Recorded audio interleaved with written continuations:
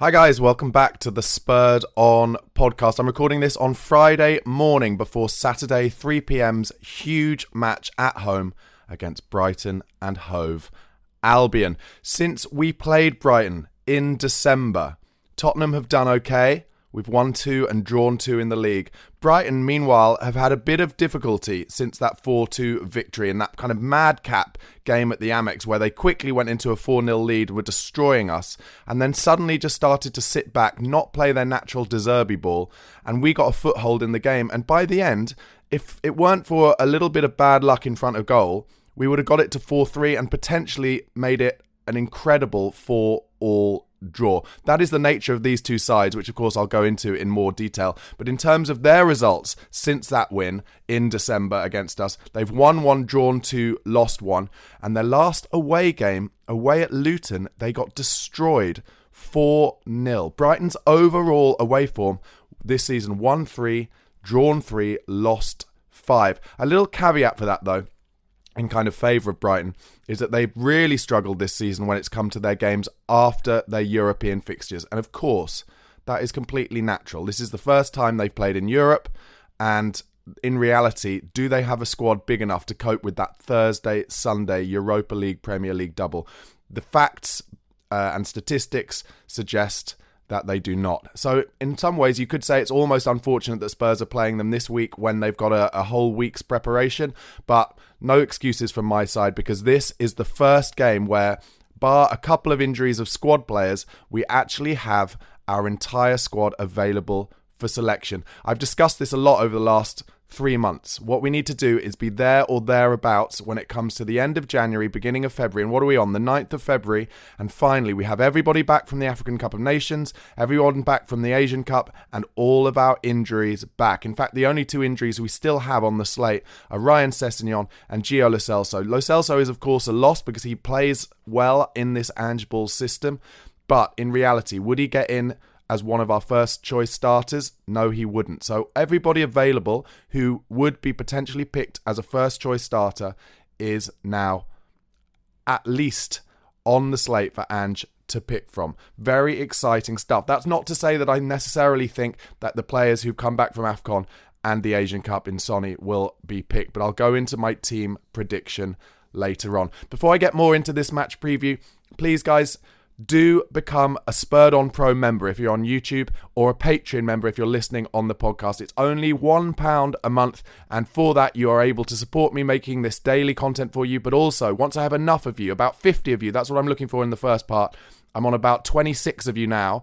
Once I get to 50 of you, I'm going to make members only content. There'll be live Q&As, live videos and members only videos, and already you will get, for being a member now, you get the videos that I make early, and also you get guaranteed comment replies and stuff like that. So please do become a member. All the details in the description box wherever you are watching or listening. So back to the Brighton preview. Spurs, actually, this surprised me when I did my research for this. Spurs are on the hunt for their 5th home win in a row. It doesn't really feel like that. In fact, our home record this season has been pretty good, apart from that terrible little blip where we had the injuries and the sendings off against Chelsea and then lost our next 2 games to Aston Villa and West Ham at home. We've done really well. 1-8, drawn 0, lost 3 at home. However, and this won't surprise you guys in terms of having watched every game and knowing how Ange is playing, and especially how we've been playing while we've been kind of putting square pegs in round holes with injuries and suspensions and people on international duty. We have not had a clean sheet at home since October. That's 4 months. That's a long time. And in terms of since that 4-2 defeat at the Amex Stadium, we've, as I mentioned, won 2 and drawn 2. Lovely stats, though, on the positive side. We have scored in 35 Premier League games in a row. If we make it to 36, i.e. if we score tomorrow against Brighton, that will put us joint second in a record in the entirety of the Premier League. In terms of where Brighton are at the moment, they are in 8th place in the league, 1 point behind West Ham on 35 points. We are in 5th in the league, 44 points, 2 points behind Villa, and 7 points off top. Now, if you had told me after that Chelsea game, say, when we got all the injuries and the suspensions, and in the knowledge that we were going to lose Bissouma and Sarr and Sonny to the Asian Cup, that if you had told me then that we would be 7 points off top when all of those players and suspensions and everything came back and injuries, I would have snapped your hand off, to be honest. I think we've kept ourselves in a good place. We've got some good home games coming. Tomorrow's match against Brighton at home is absolutely vital, in my opinion, to set us up to potentially win these 3 home games in a row. They're winnable, but by no means are they guaranteed wins. Obviously, Brighton at home. Brighton, under De Zerbi, play very similar style to Ange. It's going to be a press-off, is what it's going to be. Just like it was at the Amex, but they won. They had the crowd behind them. It was a night game. And really, it was around Christmas time. Everything was in their favour. No excuses. They outplayed us. They absolutely outplayed us. But a lot was going against us. And even still, in that last 10 minutes, we showed desire and fight. But tomorrow, hopefully, a lot more things stacked in our favour. All of our injuries and suspensions back and people back from international duty. Home crowd, good atmosphere, 3 o'clock kickoff.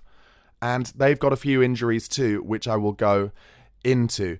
Should say Brighton are winless in 5 away games and have not scored in their last 2 away games. So it just shows they're not quite as confident and comfortable away from home as they are at home. However, this doesn't feel to me like a kind of game that they had at Luton. I don't expect us to do them 4-0. I'd love us to. But at Luton, I think, really tight, really compact. Them not able to play their football, where they let Steele, their goalkeeper, draw on the first striker, who will be Richarlison for us, and then play it around us and try and beat the press like that. Similar to what we do with Vicario, but at Luton, with the tightness of that pitch, they got such an early goal. They scored after about 30 seconds and then just kept scoring. I don't think it'll be as easy as that. I'd love it to be, but I don't think it will be. It'll be a real press-off, as I mentioned, and an open game of football. And if I was a betting man, which I very much used to be, but sadly I'm not anymore because I wasn't very good at it, I would have my money on both teams to score, plus 2.5 goals minimum, maybe even plus 3.5 goals, and a good few yellow cards as well, considering I think both teams will be trying to utilise kind of professional transition stopping fouls, kind of the way Rodri did so brilliantly when we played against Man City. Both teams will be needing to make those fouls tomorrow because as we press and break through in transition, there'll be lots of spaces in the midfield. So obviously talking about our squad, as I've mentioned, Sonny and Biss are back. Cess and Gio are the only 2 out. Brighton, Mitoma is back. That's huge for them. He's been away on international duty playing for Japan, but has also been injured. But he played in the last 2 games of the Asian Cup, so should be available. He is so brilliant. I love that player. Obviously, famously did his thesis at university on dribbling. He's a brilliant dribbler, really draws in the defenders, and there will be a lot of space for him in behind Pedro Porro.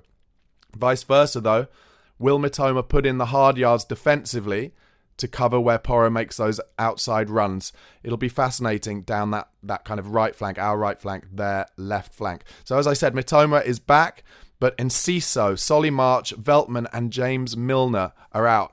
It's a weird thing to say about somebody so old and kind of, not necessarily a game-changing player, but I always find James Milner plays well against Spurs. So if he doesn't play tomorrow, as expected, that'll be a good thing as far as I'm concerned. As I mentioned, it'll be an open game, incredibly fun to watch. What a game for the neutral this will be. Loads of goals, I think. And again, I've said it the last few games at home, and obviously, like I mentioned, we're going for our 5th home win in a row. The crowd need to make a difference.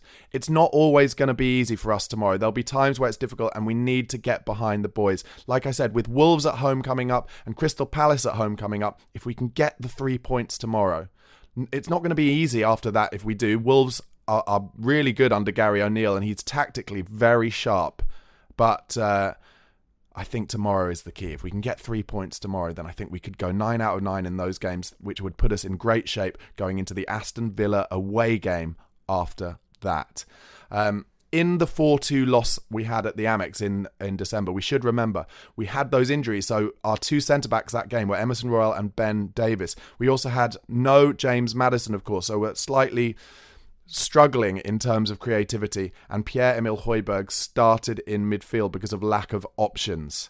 That's not to say that I don't think he might start tomorrow, and in fact that leads me nicely into my predicted team. I'm going to say that I think, although it's really difficult, especially to decide who I think will start in midfield, I'm going to suggest that it's Vicario, Porro, Destiny Udogie, Mickey van der Ven and Christian Romero. I'm going to say that I think Højbjerg will start.